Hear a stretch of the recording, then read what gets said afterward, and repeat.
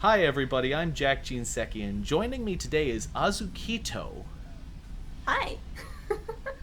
So, Azu, what kind of content do you like to make? Oh Lord. I make content of all sorts. I specialize in rhythm games or MMOs, but I play anything from horror games to random little things I find for free on Steam, story-based games, cozy games, pretty much anything. I also tend to go to my community a lot to see what they want to see me play, and I'll do a lot of community-based games too.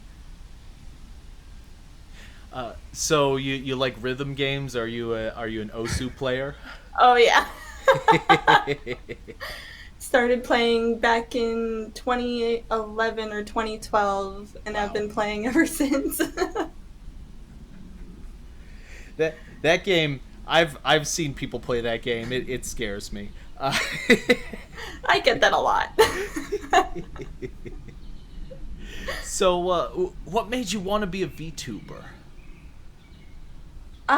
I think it was more a matter of when I started streaming to begin with, I wasn't comfortable with having my camera on, but I also felt like it was a necessity. And this was before VTubing was like a thing, I guess you could say. Yeah. And then I ran into like Iron Mouse and Fillion and all of these 3D, 2D VTubers that were doing it. And I was like, huh, I should do some research. So I did some research and started out using one of the basic free to use ones in VTube Studio and eventually worked my way up from there. And it was just a matter of like, I feel like I can express myself more Hmm. through my OCs and just be the wild weirdo that I can be because that's what I want to be, and I feel like it would be cringe any other way. Be yourself. Being a fake is cringe. Mhm, Life mhm. advice. Uh, uh, so, what was your process for creating your character? So surprisingly enough, I didn't really I had a basic understanding. I wanted to do a phoenix, but specifically a blue phoenix because you see a lot of phoenixes out there. Or not like a lot. It's not like your cat girl kind of VTuber, but you see a few of them and I'm Yeah. like I want to be slightly more unique than that. So I went on a little science journey. And I was like I'm going to become a blue phoenix VTuber because scientifically in the human world blue and purple fire is the hottest fire ever created by humankind right now. Mhm. So um, I was like, fuck it, I'll do that. Hmm. Um, and from that point, I just grabbed a bunch of reference photos, gave it to this very kind person on Etsy. Shout out to them, 407. They do an amazing job. Um, they took my references and threw them into what you see now. However, when I was going through a lot of my old art from when I was like 11 years old, it looks almost exactly like one of my OCs that I drew back when I was 11, just completely like coincidental. So it it's been I guess you could say technically it was made off of that without being made off of that, if that makes any sense at all. I love it when those little bits of like coincidental overlap happen, Mm-hmm. and you had no idea until after the fact, and then it's just like, oh well, that worked out shockingly well. Yeah, right. Oh boy. So, what's your favorite accomplishment of your channel so far? Oh Lord. For me, since I'm still so small, every little achievement is a big accomplishment for me. But I have to say, in my entire time, had to have been when I started streaming over COVID, because I lost my job, and so I was like, I have time to stream now. So I streamed a bunch, and I got to a point where I was able to do a mini subathon that lasted a couple days. and Wow. I got to over 350 subscribers that way. Wow. And that was probably my biggest achievement. And now I have it in my mind that if I could do it back then, I can do it again. So, That's impressive. mhm. I'm just curious. What were the rules of your subathon? Was it like several minutes per subscription or something? Yeah, so every time somebody subscribed, it was 15 minutes added on. Gotcha. And then if a big enough donation came on, it would also add time. So I had a couple people donate to add an extra hour onto my subathon. And at the time, the mod that I had, bless his heart, I love him so much. He whenever the timer would reach down to the final hour, he would just drop a crap ton. I remember I was playing Zenith, The Last City, the VR MMO on stream, and I was like, oh, we got like little over an hour and 45 minutes left. I'll actually be able to sleep tonight. And then he just drops another 17 hours worth of stuff. I'm like, I laid down on the floor. I'm like, this isn't gonna end, is it? See, I think that's the hidden danger of subathons. People are like, "Yay, it's more fun, it keeps going," but I could just imagine the streamer on the other end. You got to pretend that you're happy, but you really just want it to end because you're tired. Nah, I enjoyed it thoroughly. It only lasted about 3 days, Hmm. but it was still probably some of the most fun that I've had streaming to this day. I can only imagine. So, uh, what was your first appearance like as a VTuber? Like when you first started streaming? um, in what regard? Hmm. Like, are we talking about with like just in general, like the very, Yeah. very start, Yeah, or like the very start, how did you feel going into it? Do you feel that or perhaps a better question, how do you feel you progressed over time? okay. So when I went in at first, I was like, this is a bit ridiculous, and I feel a little bit awkward doing this, and I was scared to get a lot of backlash and a lot of hate. Hmm. Um, because even back in the day, there was a lot of that going on. Yeah. Um, but I was met with a lot of positive comments and a lot of support, and it just kind of pushed me to continue to do better. And then I had some like IRL stuff go down that was not so good, and I had to stop streaming for a couple of years to get it all fixed. So when I came back, I was like, I want to do this properly this time. So that's when I went and got my model done and everything like that. And then I debuted with this model, and again, I wasn't expecting to come back to the same amount of people that I had back in the day, and I definitely didn't. Hmm. But the amount of support and love that the people who stuck around since back in the day were showing me, I was like, this is this is great. So I've just been using that and other goals that I've set for myself as a way of pushing through any possible negativity that does come my way. Hmm. Um, which hasn't been a lot, thankfully. Hmm. So yeah, if that answers that question. Oh, that answers it very well. It's kind of a similar issue that I've kind of run into personally, is that I'm a little bit nervous to tell people about Hmm. about it. But what I have noticed is that the VTubing community is shockingly supportive. I know that there are lots of rumors that go about like what happens at the high level stuff, but at, down here, where everybody is just focused more on having fun more than anything, I think that everybody has been really supportive. Hmm. I agree. Yeah. So, what are your goals for your channel? Hmm. Okay, so right now I have two goals specifically. I have a lot like over time, but at this very current moment, there's only two that I'm really seeking out. And one is to hit the 1K mark on Twitch, which I think I'm only 40 followers away from. Hmm. Um, Another one is to see how far I can go. So I have about a year and a half before I move from where I currently reside in Canada to West Coast America. So Hmm. that's a pretty big move.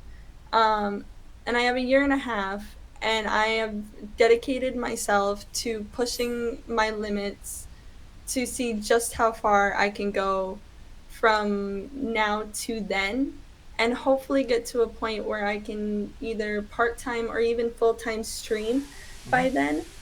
Um, if I can, awesome. If I can't, hey, I had fun doing it, and it's not going to stop me from streaming. Like, I'm not going to stop just because I don't. But it gives me a goal to reach and makes me work hard, harder than I normally would for it. Hmm. So that's my current goal. My other like smaller goal that's kind of gonna happen a lot sooner than I expected it to is when I get my new PC that I should be getting here soon. Starting my YouTube channel and actually pushing out a lot of content and having a lot of backlog content for YouTube for when that move happens. So I don't have to just completely go MIA and I'll have videos that I can still upload during the move process. Nice. hmm Boy. So, who's your favorite VTuber and why? Ah, that's a tough question. I have a lot of VTubers that I look up to, Hmm. but I have to say my favorite probably has to be between two. Like I can't decide Yeah. at this point. My Oshi is Narissa Ravencroft. Hmm. I love her so much.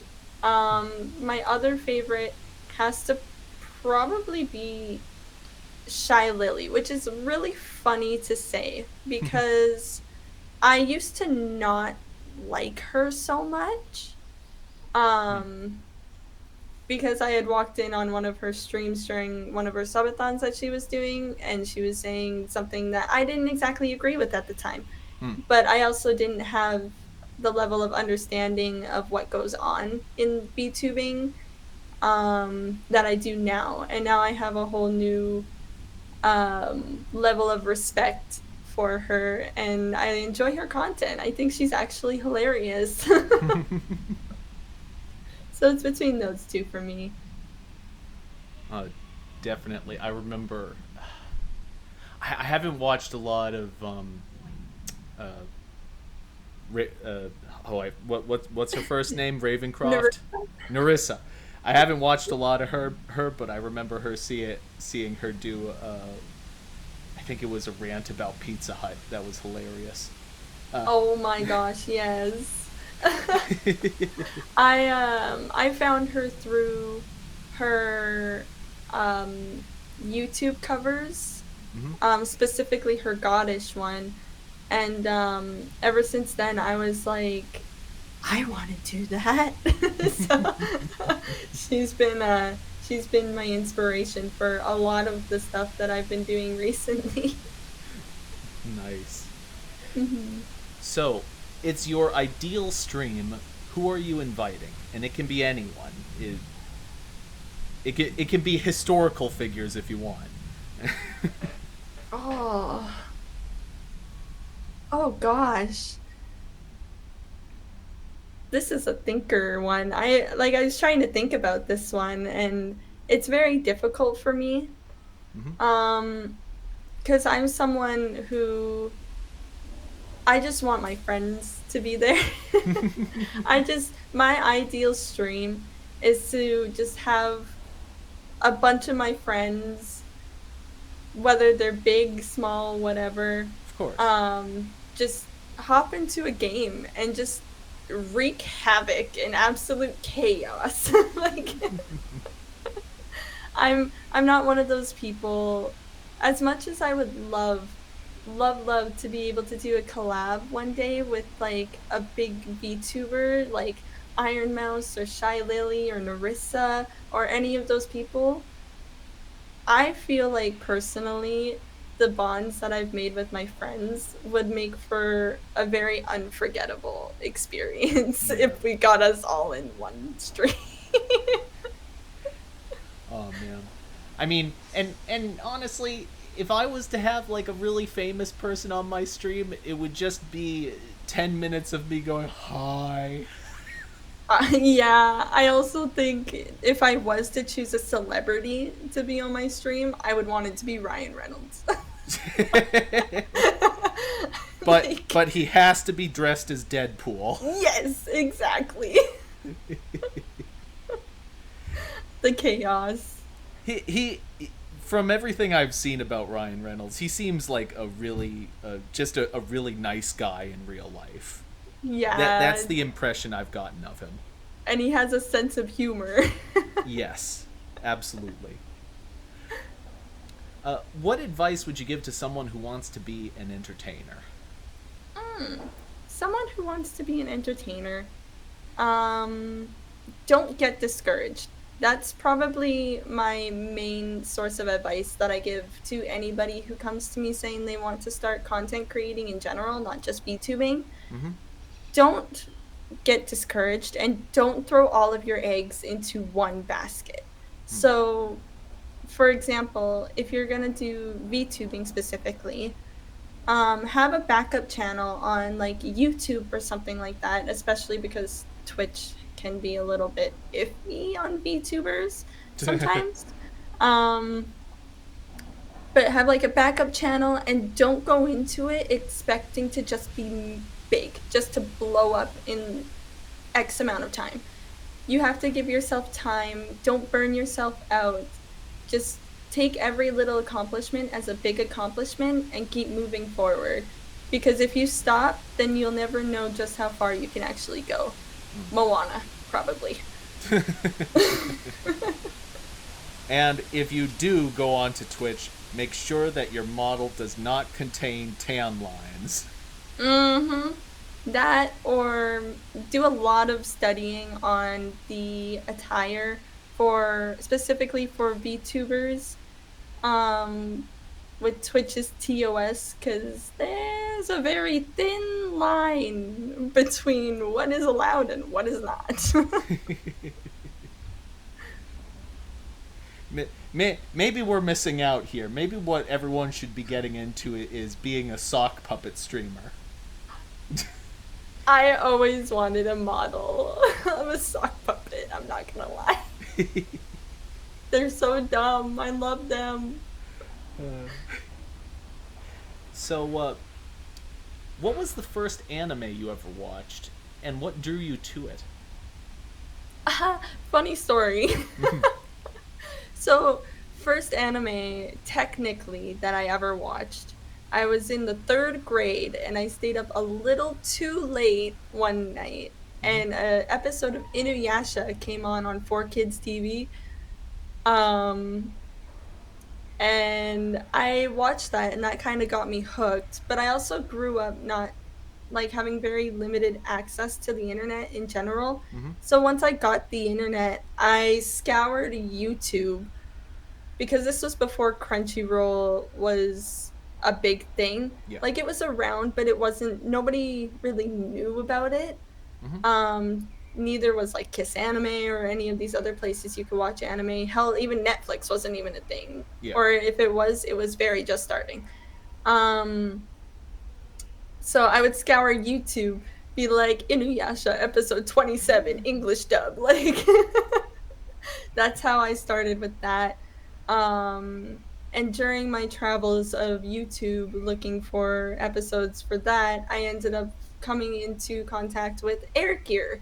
So Air Gear and Inuyasha were my two first episodes that I was or animes, sorry, that I was watching simultaneously.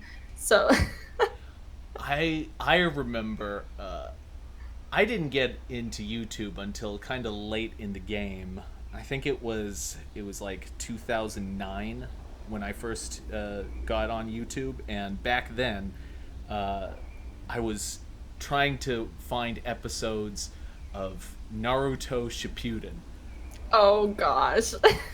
and I was trying to find them on YouTube, and it was like everything was there was a formula to this, because you would find an episode and you'd find part 1 of 10 because it was split up into 10 parts, because that's how they avoided the copyrights. And then you had all of these people that were just uploading uh, the Rickroll, as you probably remember. Yeah. Yeah, Yeah. they would just Rickroll you. That's it. And There was also the like going back onto the whole 1 out of 10.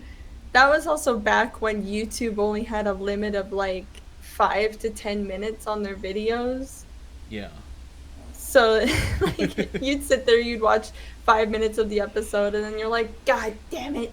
And then you would hope to God they still had it on the rest of them on their account, and if they didn't, you'd have to go find it somewhere else. Oh man. Those were the days. hmm Now you got people uploading 12-hour long Elden Ring playthroughs. Not me watching and Jacksepticeye. and in addition, you can watch anime pretty much anywhere. Exactly. Which I like. It's more convenient. I like it, and I don't want to give money to Crunchyroll. Uh, That's fair. I don't. I just use my friend's account. Don't uh, sue me. oh no, but nobody's watching. I hope. Ah. No, nobody from Crunchyroll is watching. I don't think. Uh, so, if you were to go to an anime convention tomorrow, whom would you cosplay as? As a person that goes to an anime convention every year, Mm-hmm. I my last convention that I went to, I did um what- I did Snow Miku 2019 and to be her reincarnation outfit. So probably the 2B outfit because I really, really enjoyed that. Mm-hmm. If we're gonna do like dream cosplay, however, Mm-hmm. I have to say it would probably be the Sakura racing Miku, the one with the butterfly wings. I'm a sucker for wings, if you can't tell. So what do you look for in a video game? Oh, it's pretty much like it all boils down to overall enjoyment. If I get the happy vibes, the happy feelies, I Mm-hmm. will continue to play it. If we're going genre based, I look for things that have like good story, good gameplay. If it's a combat heavy, how the combat feels, that kind of stuff. Because if the combat feels clunky, but the story is really good, I'll probably push through just for the story. But if the story is bad, then it's a little hard. But overall, I think it's just the enjoyment factor. I never knock it till I try it with pretty much anything in life. Mm-hmm. So I'll go into a game that someone suggests completely blind sometimes. Other times I'll know what they're talking about and I'll have basic knowledge. Or it might be a game that I played when I was younger, like Hmm. Kingdom Hearts, for example. Mm-hmm. Um, but I'll always go in with an open mind and I'll give my opinion on it as I'm playing. And if I get to a point where I'm like, okay, this is becoming insufferable, I will probably not play that game again. But if I enjoy it even a little bit, most of the time I will finish the game out. And if I enjoy it a lot of it, that's Hmm. I'll play it multiple times. So, can you think of any games that you were pleasantly surprised by? Like maybe you went in thinking, I'm probably not going to enjoy this, and then you played it and like, this is actually really fun. Oh, um, I have to say the game that shocked me the most with that type of stuff has to be uh probably Overwatch. Hmm. I don't I'm not a huge fan like of Overwatch 2 or anything going on there, but back in Overwatch 1, I'm not a huge FPS player. Mm-hmm. I played CS:GO for a long while with a group of friends where we just kind of messed around and didn't really care what ranks we were or anything. We just caused chaos and had fun. Um but when it came to Overwatch, I went in and I was like, I don't really like FPSs. I'm not a very good person v person, player v player um, kind of person. Yep. But I thoroughly enjoyed my experience with the first game, and I guess the same thing happened with Elden Ring as well. I don't do good with Souls games at all. I am actually terrible at Souls games. Um, but I had a lot of fun with Elden Ring, so that one pleasantly surprised me. I have a suspicion that almost everybody is terrible at Souls games, and that's what lures people to them. I They I like want the challenge. I want to play a game that I'm absolutely terrible at. Yeah, they're it's like masochism almost. It's like I know I'm going to get my face beaten into the ground by this boss 752 times, but there's the 1% chance that I will get it first try. So you're saying there's a chance? Yeah, exactly. So, do you have any games you're looking forward to? Oh. So right now it's very difficult for me to play really any game on my current PC. Mm-hmm. Um but when I get my new one, there's a couple games that I am so excited to start playing. One is Final Fantasy 16. I can't right now. I can't even run the game. And I was one of those stupid people who was like, "Yeah, I'm gonna go buy the collector's edition for the PS5." But I don't own a PS5. So like it's just kind of been sitting there. But I had a friend of mine who was nice enough to gift it to me on Steam.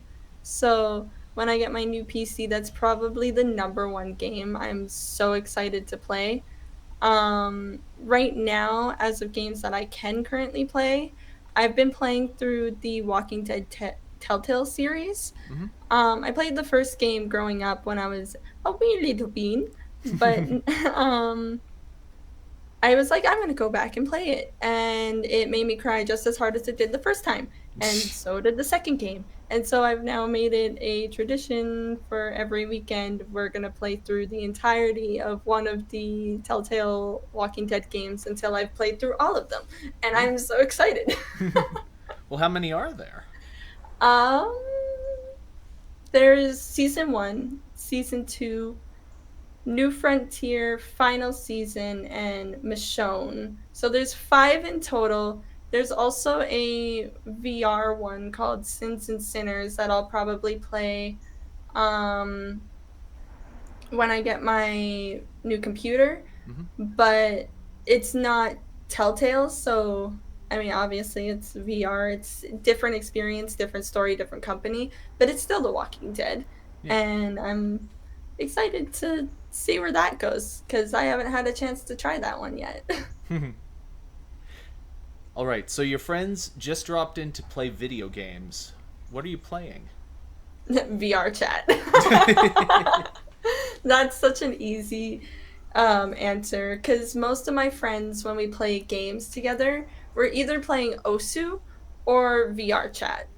And it's chaos either way. Wait, so Osu has a multiplayer thing? Hmm.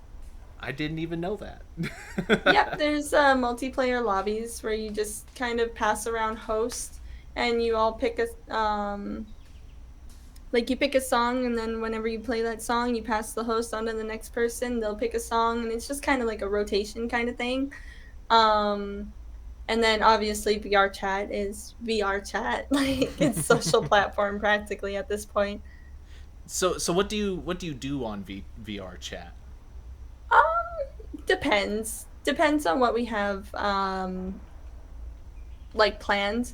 Mm-hmm. Sometimes we'll hop on and we'll just like world hop and find random gems that are hidden that Mm-hmm. nobody knows about, or we'll be degenerates and we'll get absolutely fucked up and stare at moving particles for hours.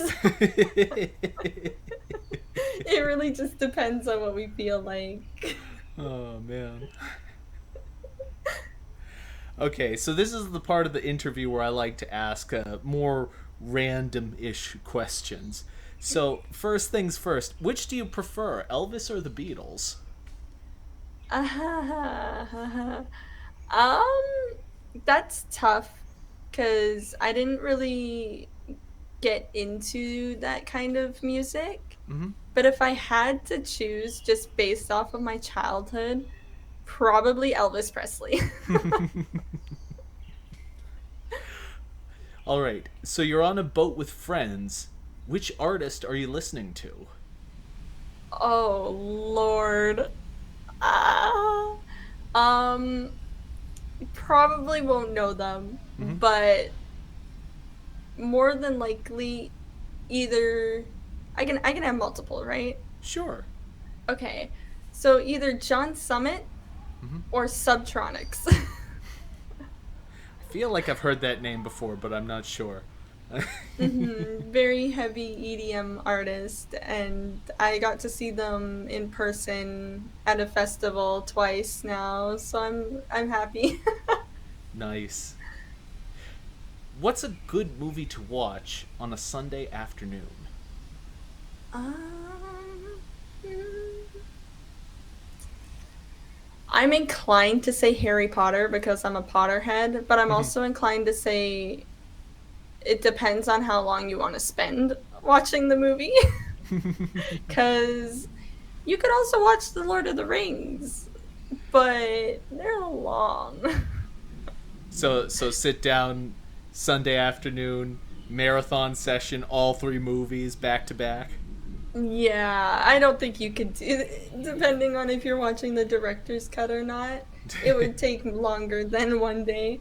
Um, but for me, I have to say, just the thought of curling up with like a blanket and some hot cocoa and some like sweets and just watching all of the Harry Potter movies on a marathon, just it sounds so cozy to me. There is something kind of relaxed. I mean, I didn't watch all of the Harry Potter movies, but I did watch the first one and I liked it a lot. Uh, Mhm. so I do have a piece of my childhood that's kind of tied in with the movies, Mhm. and yeah, and I do enjoy them. My Um, my cousin and I are massive Potterheads. We like I went to the Universal Studios Hollywood mm-hmm. to go to Hogsmeade, Yep. the Harry Potter world that they have there. And I was sending him pictures and he was so jealous. And it was such a magical experience. I would do it again. Nice. Hmm. So, have you ever left the theater in the middle of a movie? Nope. I tend to not see movies that I know that I'm not going to like or Hmm. have a sneaking suspicion that I won't like. Hmm. If I did want to see movies that I don't like or that I have a feeling I may not like, I will just rent them after they come out. That way, I'm not spending a lot of money to see something that I probably won't like. Hmm. Um, and most of the time, I've only ever had good experiences going to theaters. Mm-hmm. For example, one of the times I went to a theater where I had a good experience was um I was going with a friend of mine and we were watching A Quiet Place when it first came out. Oh, yep. And when the monster gets shown on screen for the first time at the beginning of the movie, there was a couple behind us, and the husband or boyfriend or whatever they were, like leaned into his girlfriend and was like, "Look, it's Scyther." I cried laughing. and I and then you couldn't take any of the movie seriously after that. Yeah, exactly. It like took all creep factor away, and every time I saw them, I was like, "Oh my god!" It's like if a clicker and Scyther had a baby. It was. I was crying, laughing the whole movie. uh, I may have been working in the movie theater when that movie came out. I can't remember. Uh, so, are there any songs that you find yourself singing just on occasion for like no reason at all? Do you ever Oh, find yourself doing that? as someone with ADHD, it happens more than I would like it to. um, I have to say the one that probably sticks in my head the most is probably Goddish from Narissa, like Hmm. Narissa's cover of it. That one I find myself humming that or singing that quite frequently. Um, but I'm also someone who, if I find a song that I really enjoy, it'll be stuck in my head for days and I'll have it on repeat for days, and that will be what I'm singing during that current time. So it just depends on whether or not I find something that my brain wants to hyper focus on. And then one day you've listened to it about 1,001 times and your brain just says, "Okay, that's enough." And then you move on. Yeah, yeah. Or there's those times when like your brain will like remind you of an old song you used to listen to, Hmm. um, and you it was so long ago that you listened to it that you can only remember the specific part that your brain is making you remember, but it plays on repeat because you can't finish the song in your head and you're just trying to figure it out. And so you have to listen to it to get rid of it. Oh, you know what's really terrible is when that happens, but you don't know the name of the song, And and you gotta look up the lyrics and hope it comes up. ugh, I can't tell you how many times that's happened. Especially if the song doesn't have any lyrics at all. Oh my god, yeah. Oh God, And what then a your friends are nightmare. just like, but what does it sound like? Just sing it. And you're like, I don't think so. Okay, so which do you prefer, chess or poker? Oh. I grew up playing chess, but I'm a gambler at heart, so I'm gonna say poker. I'm I'm not very good. I don't have a very good poker face, but I do enjoy my gambling. So, uh, uh, which do you prefer, home cooked meal or restaurant? uh, this is hard for me because it depends on what it is. Hmm. So, if for example, if we're making steak, restaurant. Hmm. If we're making spaghetti, home cooked. Like it depends on the food. Um and it also depends on the restaurant. Hmm. For me personally, as someone who struggles to like have the energy to cook on a daily basis, I like going to restaurants, Mm-hmm. but nothing beats a home cooked meal. So I'm probably going to chalk it up to home cooked with this one. That is true. It most definitely depends on the restaurant. I Hmm. like if we were talking steak, uh, around here the chain steakhouses would be Longhorn and Texas Roadhouse. Oh, Texas Roadhouse, I've heard is so good. I've never been. Texas Roadhouse is far better than Longhorn. I heard their biscuits are to die for. They make excellent food. Of the chain steakhouses I've been to, Texas Roadhouse is far and away the best. So, I've only had steak from a couple places. We have a place called Chopped here, mhm. which is pretty much a steakhouse. They have delicious steak. And then the only other place is Cheesecake Factory, which Cheesecake Factory in themselves makes absolutely amazing food. So, Cheesecake Factory makes amazing food if you're not concerned about putting on 5 pounds. yeah. But hey, if you're eating steak, you shouldn't be concerned about putting on 5 pounds anyway. I'm always a little I've never been to Cheesecake Factory, but I'm always nervous to try because I look at the menu online, and the menu is like a mile long. It's not that bad. Um, I think their service. I've been to two different cheesecake factories before. I've been to one in California and one in Hawaii, Hmm. and they both had amazing customer service. Hmm. So if you needed more time to look at the menu, they don't make you feel pressured or anything. And on top of that, it's like they describe the stuff so well that when you want something, you want something. Like the only thing I would say that scares me from going there more often is the price of things, because it can be quite pricey depending on what you're getting. Yeah, I should certainly give that a try. If for no other Hmm. reason, I love cheesecake. Mm-hmm. Yeah, their cheesecake is so good. They've got like this Oreo one. Ooh. Oh, What it's is so good. what is it about Oreos that they just you just add them to anything and that it immediately makes that thing 3 times better? I don't understand. Sweet compliments sweet. Well, it's not just it's the cookiness of it. There's something about the texture, and I don't know what it is, but it just makes it better.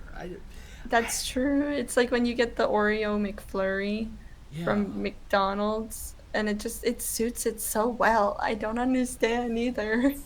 Oh, it's good though. Hmm.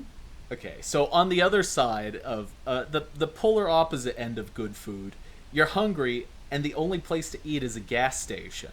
What do you get? It depends on where I am. So, um, I have to say, if I was still, oh, this is gonna give away. Oh, you don't have to say Uh, anything. no, no, it's okay. If I was in Hawaii, Mm-hmm. I would go for the musubi, the spam musubis that they have, Mm-hmm. or their lobster rolls, because oh, they're so good. If we're at just like a random gas station on like the side of the road on a road trip in the US, I would probably just buy like a bag of chips, or if they had like those pre-made salads, I'd probably get one of those. I've had bad experiences with gas station sandwiches, so I'd avoid those. Yeah, pre-made gas station sandwiches. They're quite the gamble. Uh, Hmm. what's spam musubi? So it's pretty much as it's uh like as the name suggests, it's rice, um, and then spam cooked with either just cooked normally or with teriyaki sauce. And then they put like this kind of Japanese seed seasoning. I can't remember what it's called Hmm. right now, but you put that on top of it and then you wrap it in seaweed. Hmm. Um, So it's so it's spam sushi. Kind of, yeah, pretty much. Like Huh. it's just rice with a piece of spam on top and wrapped in sushi. That's pretty much, or wrapped in seaweed. It's pretty much spam sushi. That does sound good. I there Hmm. there are people that like most people I've met don't like spam. but I have always liked Spam. I feel like most of the people that don't like Spam are people who just see it in its raw form Yeah. and think meat in a can that looks like that can't be edible.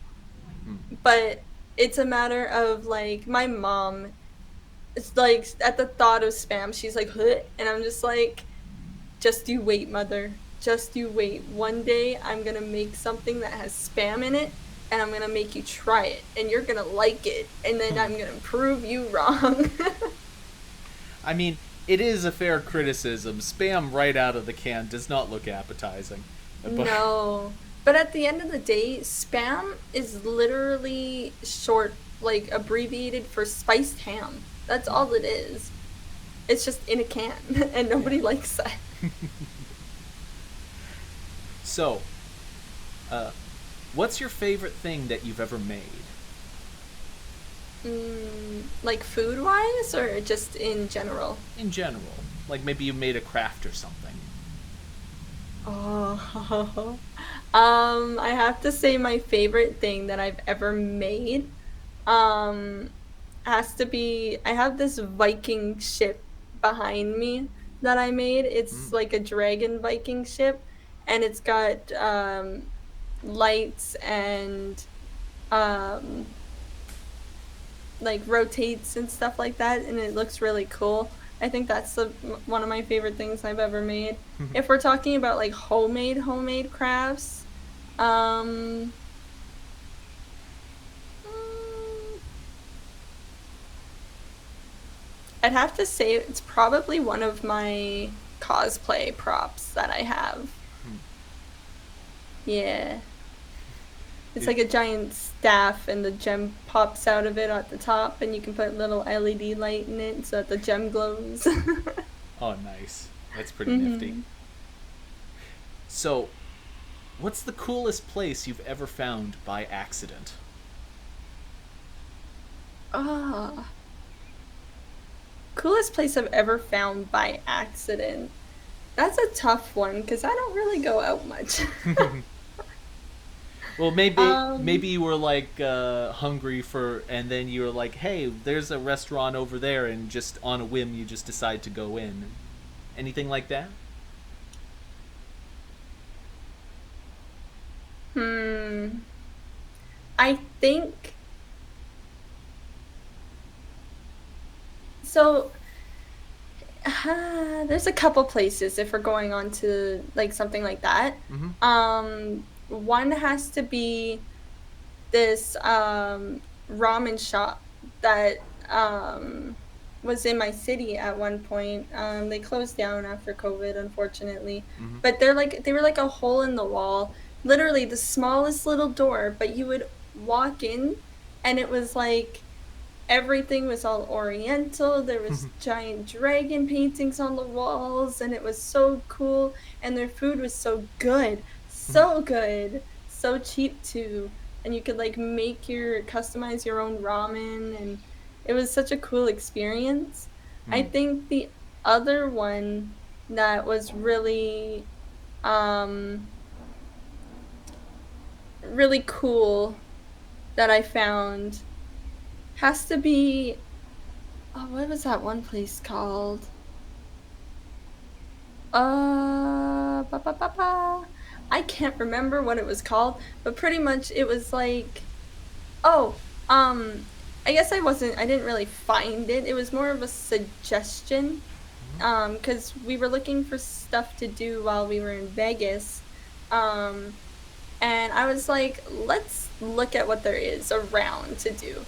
And I pulled up a link for the art museum that they had, the interactive art museum. And we just went, and that was probably one of the coolest experiences I have been to in a while, just by going on a random website and being like, oh, here's a place, let's go there. Oh, nice. hmm Uh, which is your favorite holiday and why? Halloween. I am such a sucker for spooky shit. I Mm-hmm. love it so much. Um, Halloween is like, I'm so sad that it doesn't get as much love and recognition as it used to back in the day. Mm, Like most shops will have Halloween stuff for like a week, maybe two, and then it's gone. yes. Like even before Halloween hits, and I'm like, curse you. How am I supposed to feed my spooky needs? Um, but yeah, Halloween 100%. Halloween is an interesting one because it seems to be one of the more popular holidays that gets brought up on this show. It I never really understood it, but the more I hear people talk about it, the more I'm like, it's amazing that it doesn't get the amount of space in like the shops as Christmas does, because they both have like things that you can buy. I mean, there are tons of Halloween decorations out there. Mm-hmm. I don't really understand why it doesn't why it doesn't get as much love. I don't It know. used to, back in the day, it used to get a lot of love, but like as time progressed on, a lot less people started decorating for Halloween, and not many people give out candy anymore, and it's become a lot less of a experience than it is more a genre, I guess now is a way to put it, like a Yeah. theme. I think that one of the things that happened is, well, let me just describe to you when I was a kid versus now. When I was a kid, you dressed up, you got the bag. In my case, it was pillowcases, and you go Mine around. too. You walk around door to door and get as much candy as you possibly could within 2 hours. Hmm. Nowadays, they don't really do that. They get a truck full of people, a truck full of children, and they drive that around from door to door. And and the people at the house, they're just sitting there, and then one doorbell, 20 kids clear the place out. Yeah, they also have now, like back in the day, I remember bundling up. Same thing, pillowcases. You'd Yep. run around, like you'd find a neighborhood with like a bunch of kids or like a bunch of lights on, and you would just go door to door, and then between moving neighborhoods, you would stop off at home, dump out your bag, and then go back for more. But now, like I remember my Halloween candy lasting me to like Halloween the following year. Like it was so much. But then nowadays they have, like you were saying, they have just parents piling kids into trucks, which is fair. It does get cold at night, so depending on where you are, that is smart so you don't freeze. Um, I, but I, I feel like it takes away that experience of seeing other people's costumes. hmm.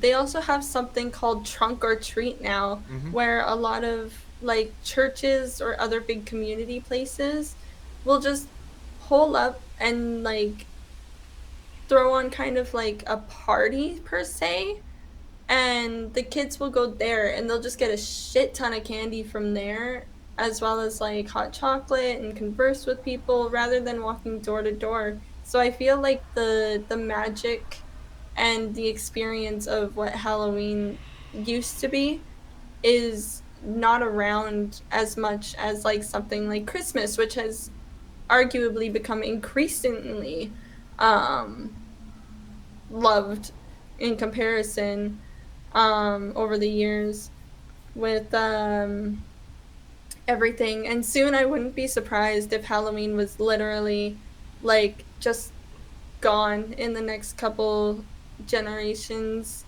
and just literally nothing but a theme where they like release the stuff that's for it for the people who enjoy the Halloween stuff, but that's about it. I would understand the trunk or treat thing and the truck thing if there was a serious concern about safety, but in my time, I've never really heard of any kids that were in any real danger because of Halloween.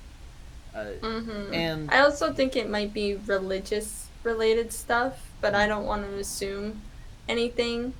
Um, I will say it's a little bit odd that churches would hold Halloween parties.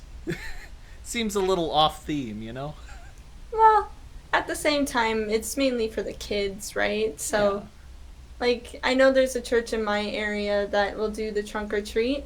Not because they support Halloween, but because they support the kids having fun childhoods, right? Yeah. So that I agree with.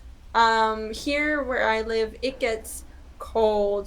Mm. Like when I was growing up, we're talking it would get to like -10 Fahrenheit. Yep. Um, during like the time you're walking around. So we would all pile in the car and like move the 2 inches to the next house just to warm up real quick because it was freezing.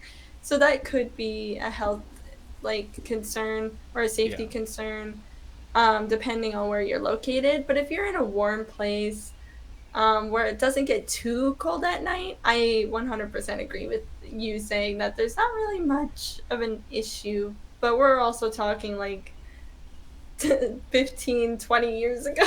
Yeah. Who knows these days? Right? So, I'm going to ask you. You've been on Twitter, so you've seen the memes with all the different pills on them. I suppose this is the equivalent of that question. If you could wake up with one ability tomorrow, what would it be? I get asked this more frequently than I expected, to be honest. Um, I have to say the ability to fly, Hmm. because then it would make my love for traveling so much easier. And I feel like when you have the ability to fly, you can take stuff with you. While if you had the ability to teleport, depending on specific parameters and rules, you might not be able to take stuff with you when you teleport, right? Hmm. So it's like, why not fly? Because you still get the amazing experience of seeing all the pretty views and everything like that, like in an airplane, Mm-hmm. and you're still reaching your end destination whenever the heck you want. uh, what's the latest you ever stayed at a party? As a raver, very late. If you counting music festivals as just oversized parties, Mm-hmm. the latest I've ever been to one is 5 or 6 o'clock in the morning. Wow. And then I headed home. Um, I don't remember what time they stopped at, so it may have been sooner, maybe 3 or 4, but even still, like, that's really late. And then you went home and slept for 18 hours. Surprisingly, no. Hmm. Slept for maybe 5 hours and was up Wow. and ready to go for day two. But I'm also someone who gets very little sleep and can function on very little sleep when I'm very excited about something. But every other time, it's like I need 12 to 14 hours of sleep or I can't stay awake at my desk. Whom is the biggest celebrity you've ever met? um,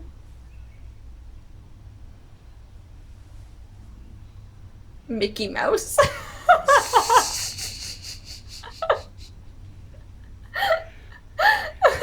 We're I haven't been put in many scenarios where I've talked to like big celebrities.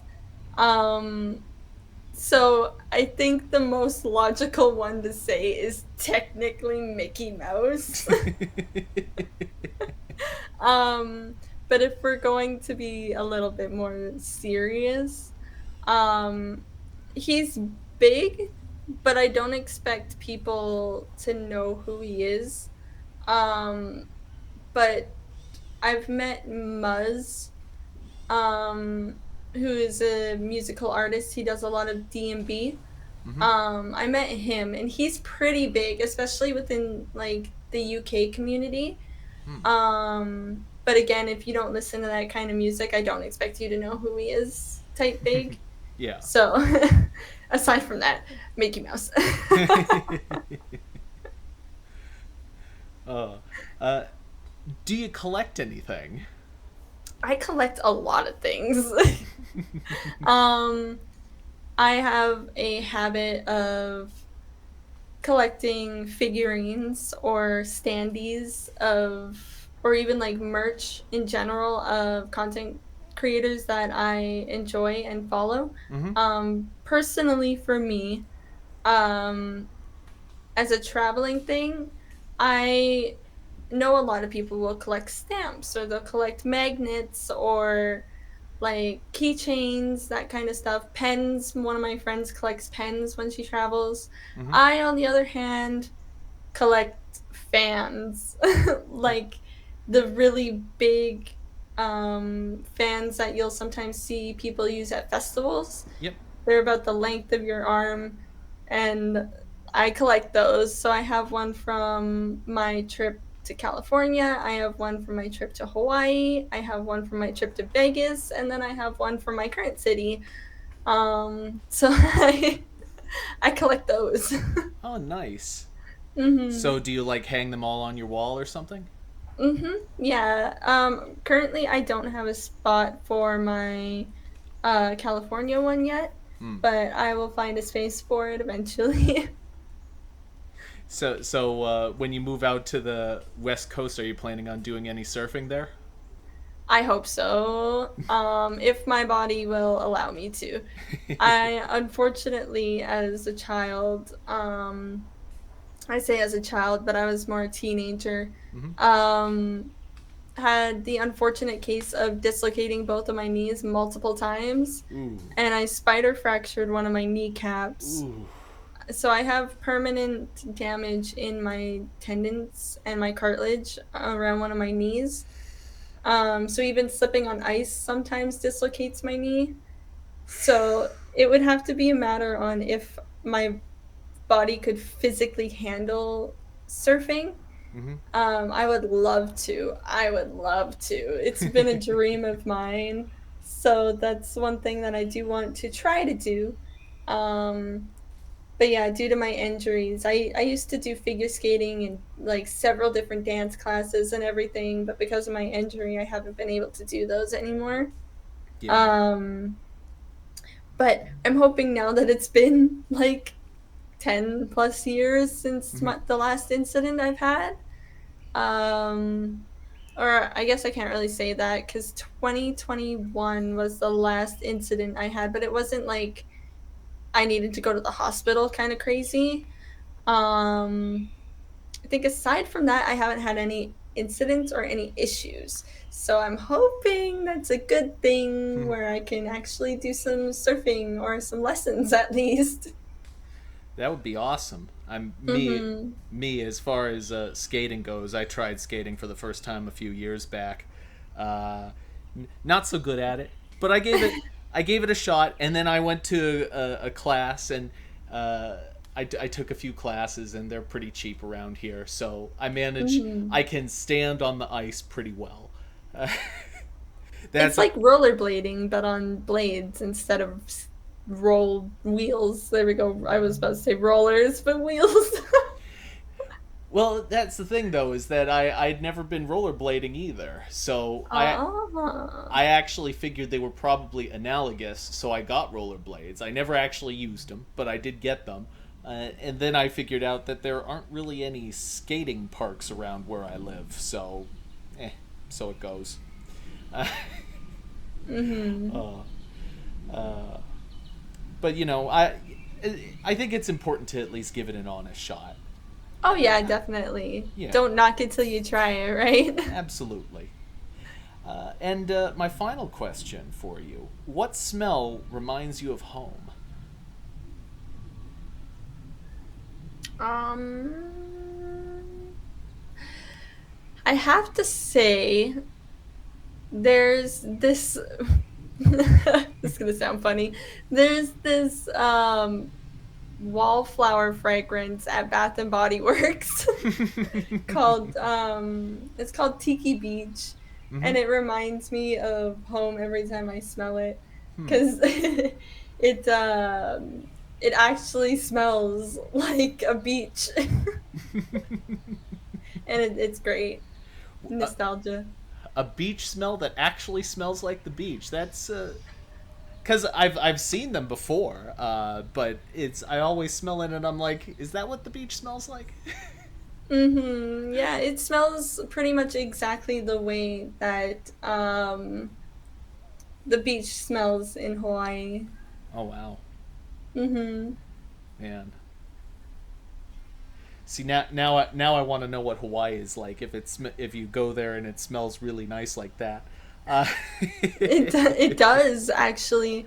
Like most of the time, it's very good air quality, and it's very like easy to breathe because of the fact that one, it's an island, you're surrounded by salt water, which has been proven to help clear sinuses on its own. mm-hmm. So it's very easy to breathe compared to mainland. Um, but it's also like you'll walk down Waikiki and you'll pass like shops, and if you find little hole in the walls there, most of the time they smell like a bakery, Mm. or like there's just so many nice smells, which I know from my friends who are locals are like, how are you smelling that? Like what? And it's because they lived there for so long, they're so used to it. So I'm like, I don't know. I guess I got superpowers or some shit.